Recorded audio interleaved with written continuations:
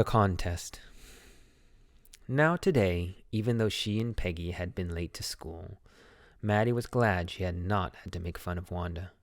She worked her arithmetic problems absent-mindedly. 8 times 8. Let's see. Nothing she could do about making fun of Wanda. She wished she had the nerve to write Peggy a note, because she knew she'd never have the courage to speak right out to Peggy. To say, "Hey Peg, let's stop asking Wanda how many dresses she has." When she finished her arithmetic, she did start a note to Peggy. Suddenly, she paused and shuddered. She pictured herself in the schoolyard, a new target for Peggy and the girls. Peggy might ask her where she got the dress she had on, and Maddie would have to say that it was one of Peggy's old ones that Maddie's mother had tried to disguise with new trimmings so that no one in room 13 would recognize it.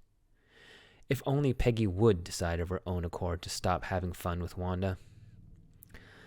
Oh well. Maddie ran her hand through her short blonde hair as though to push the uncomfortable thoughts away. What difference did it make?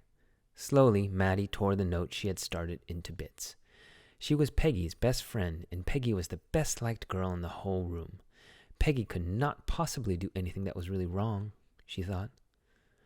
As for Wanda, she was just some girl who lived up on Boggins Heights and stood alone in the schoolyard. Nobody in the room thought about Wanda at all, except when it was her turn to stand up for oral reading. Then they all hoped she would hurry up and finish and sit down, because it took her forever to read a paragraph. Sometimes she stood up and just looked at her book and couldn't or wouldn't read at all. The teacher tried to help her, but she'd just stand there until the teacher told her to sit down. Was she dumb or what? Maybe she was just timid.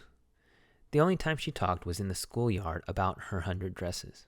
Maddie remembered her telling about one of her dresses, a pale blue one with cerise-colored trimmings, and she remembered another that was brilliant jungle green with a red sash. "You'd look like a Christmas tree in that," the girls had said in pretended admiration. Thinking about Wanda and her 100 dresses all lined up in the closet, Maddie began to wonder who was going to win the drawing and color contest. For girls, this contest consisted of designing dresses, and for boys, of designing motorboats.